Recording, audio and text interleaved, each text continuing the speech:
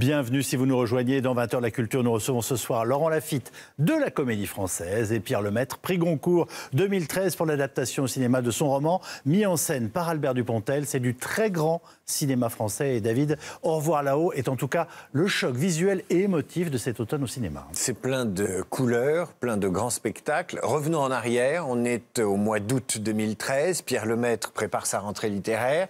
Il aura le Goncourt 3 mois plus tard, donc au départ, Au revoir là-haut est un roman, ça devient un Goncourt, ce sera une BD excellente. Et là, c'est un film dont je vous propose de voir la bande-annonce. Il ne reste rien de lui. Si.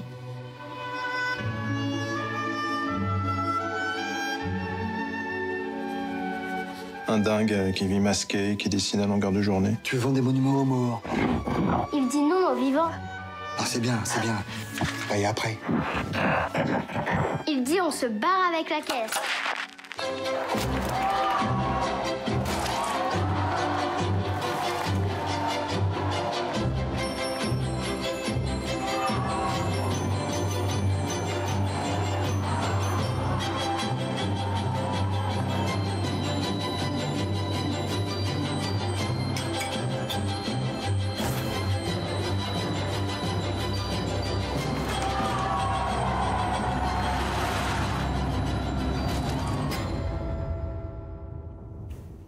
Pierre Lemaitre, votre livre raconte, je mélange les deux, votre livre raconte comment deux esquintés de la Première Guerre mondiale essayent de se réinsérer dans une France où il n'y a plus d'hommes, où il n'y a que des estropiés, des gueules cassées, et ils vont le faire par un trafic de monuments aux morts, ce qui est déjà une première insolence à l'ambiance générale qui suivait la guerre. Si vous êtes là, c'est que vous êtes content du résultat, mais en même temps, les romanciers sont souvent un peu chatouilleux sur leur adaptation. Vous êtes un homme heureux.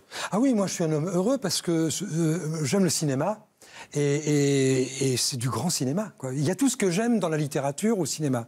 Il y a des émotions, il y a de la couleur, il y a des surprises, il y a des rebondissements, il y a des personnages. Il y a surtout beaucoup d'émotions. Je suis très sensible au fait que vous ayez parlé d'un événement émotionnel. Parce qu'au fond, la littérature et le cinéma ont ceci de commun que notre levier, ce qui nous fait parler, ce qui nous fait nous exprimer, c'est l'émotion qu'on peut créer chez le spectateur ou chez le lecteur. Est-ce que Dupontel vous a surpris? Parce qu'un cinéaste, il a un univers onirique, émotionnel, comme vous dites. Est-ce que vous vous êtes croisés, vous vous êtes dit, ah, il voit les choses comme ça, moi je les voyais pas comme ça, ou au contraire? Oui, c'est-à-dire que la question d'adaptation, c'est de savoir quelle est la plus-value. À quoi ça sert de passer un livre au cinéma? Il faut qu'il y ait une plus-value artistique, il faut qu'il y ait quelque part un point de vue, une créativité qui s'exprime, un univers. Or, avec Albert Dupontel, on est sans arrêt surpris. Moi, je suis sans arrêt enchanté parce qu'il a proposé beaucoup de micro-changements. Et je me trouve devant un film qui est très étrange. C'est qu'on dirait que tout a changé. Il y a plein de scènes qui figurent dans le livre qui ne sont pas dans le film. Il y a plein de scènes nouvelles dans le film qui n'étaient pas dans mon roman. Et pourtant, c'est les mêmes personnages, c'est la même histoire. C'est assez miraculeux. Et puis, vous vivez un drame d'auteur, c'est que vos personnages sont incarnés. Or, vous, quand vous les avez conçus, ils avaient des visages, vos personnages. Oui, donc, oui, ils avaient des visages. Mais enfin, je n'espérais pas avoir des visages aussi antipathiques que ceux-là. Alors, c'est gentil. C'est un salaud lumineux dans cette histoire-là. Oui, le film commence avec vous. Et il y a d'abord 5 minutes de scène de guerre de 14 que peut-être vous pouvez nous raconter, parce que vous êtes aux premières loges. C'est vous qui envoyez les gens à la mort. Oui, je peux difficilement les raconter parce qu'elles sont visuellement très spectaculaires. Il faut vraiment faut les voir plus que les entendre raconter. Mais c'est vrai que oui, j'envoie cette mission absurde au moment de l'armistice. J'envoie deux soldats en mission, alors que les Allemands, autant que les Français, attendent que ça se termine. Mais la guerre se finit le 11 et vous les envoyez à la tuerie le 9. Absolument, voilà. parce que c'est peut-être une chance de gagner encore un peu de galon. Donc j'en profite pendant les quelques heures de guerre qui me restent. Mais ce qu'il y a de d'émouvant, moi je trouve, avec ce film et avec les adaptations de romans réussis au cinéma, c'est que en fait, c'est rendre un peu le subjectif, l'intime, universel, essayer en tout cas, et tous les gens qui ont lu le livre aiment le film. Ça veut dire qu'en lisant ce livre, on a tous plus ou moins imaginé la même chose. Et je trouve ça toujours émouvant de se dire qu'on a tous expérimenté l'histoire de la même façon. Alors moi, en voyant, j'avais lu le livre, j'ai vu le film et je me suis rendu compte que Dupontel avait fait peut-être un film politique, mais très insolent, très subversif, puisqu'il s'en prend aux héros de la guerre mondiale, il les transforme en petits trafiquants de mémoire et de monuments aux morts. On est dans une époque aujourd'hui où la défense, la sécurité sont très importantes. On commémore tous les deux les victimes dans tous les sens. Il y est allé fort, Dupontel. Il a fait un film à Nard. Oui, il est plus radical d'une certaine manière. J'avais moi un roman assez social. Il a un film plus politique. Je pense que c'est un homme beaucoup plus rebelle que moi. Moi, je suis un homme en colère, lui, c'est un rebelle. Ce que nous avons en commun, c'est que nous sommes tous les deux des hommes véhéments. Laurent Lafitte, vous prenez plaisir de plus en plus à jouer des salopards ou pas? De plus en plus, je ne sais pas. J'aime jouer des personnages qui ont du caractère et qui ont... enfin, pas forcément d'ailleurs, mais en tout cas qui sont caractérisés de manière précise et qui me donnent du plaisir à interpréter. Ce qui est sympa dans un salaud... On vous voit marcher sur des tombes pour ne pas salir vos chaussures. Bah oui, il y avait de la boue, qu'est-ce que vous voulez que je vous dise? Ça montre pas de sa faute. Ça montre l'humanité du personnage. Bah oui, ça lui rappelait la boue des tranchées, donc il veut pas salir ses guêtres. Il a un sourire, Laurent Lafitte, quand il parle des forfaitures de son héros, qui trompe, qui marche sur les tombes, qui vole. Mais c'est un salaud qu'on aime détester. C'est vrai. Albert me l'a dit dès le départ. Je veux que ce soit un salaud qu'on aime détester. Il a une dimension un peu Joker de Batman, loup de Tex Avery.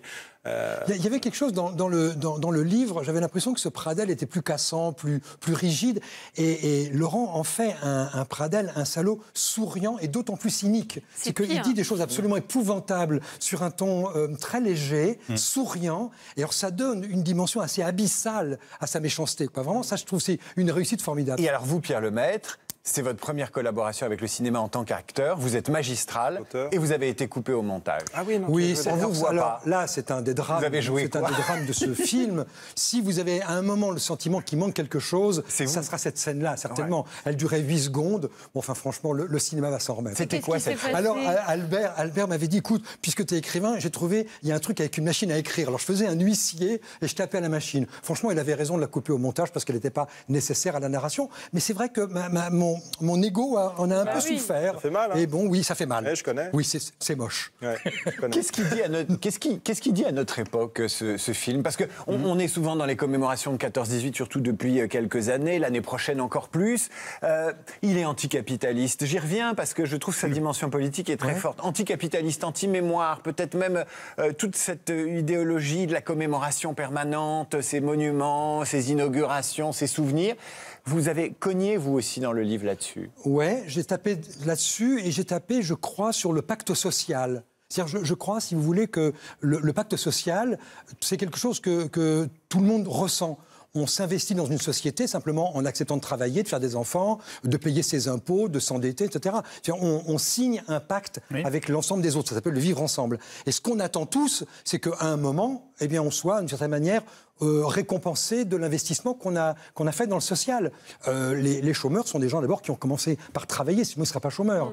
Et nos soldats, là, ils ont fait la guerre, ils ont été défendre leur patrie, on peut penser ce qu'on veut de cette guerre et de leur engagement, sauf qu'ils ont vécu des conditions absolument dantesques pendant des années. Ce sont des jeunes gens qui ont 22 ans, 23 ans, ils ont laissé leur jeunesse, ils ont laissé leur santé, ils ont laissé leurs amis, et quand ils reviennent, il n'y a plus de place. Au fond, c'est à peu près ce que pourrait dire un chômeur qui, pendant 25 ans, a fait ce que la société lui demandait et qui, au bout d'un moment, au moment d'être à la retraite, on lui dit bah, « écoutez, c'est la précarité et c'est peut-être même l'exclusion ». Oui, et puis il y a même sur les monuments aux morts, dont on parle beaucoup dans le film, il y a souvent écrit « à nos héros ». Mais quand on ne voit que des victimes, c'est difficile de voir des héros. Évidemment, il y a des comportements héroïques. Évidemment, il y a des gens qui ont des comportements totalement héroïques, mais après tout, il n'y a que des victimes dans cette boucherie. Moi, ça m'émeut, les monuments aux morts, vous, apparemment pas. Si. Ah, mais si. Alors, si. Excusez-moi d'être un peu sensible. Ah non, pas du tout. Mais ça rappelle l'absurdité. Parce que c'est absurde, mais ils sont morts pour la France. Oui, bien sûr. Tout n'est pas absurde là-dedans. Yves, à quoi ils servent, ces monuments? Ils servent énormément à commémorer quelque chose qui est terrible et qu'on ne connaît plus, c'est les disparitions. Oui. Il y a eu énormément de gens dont on n'a rien retrouvé.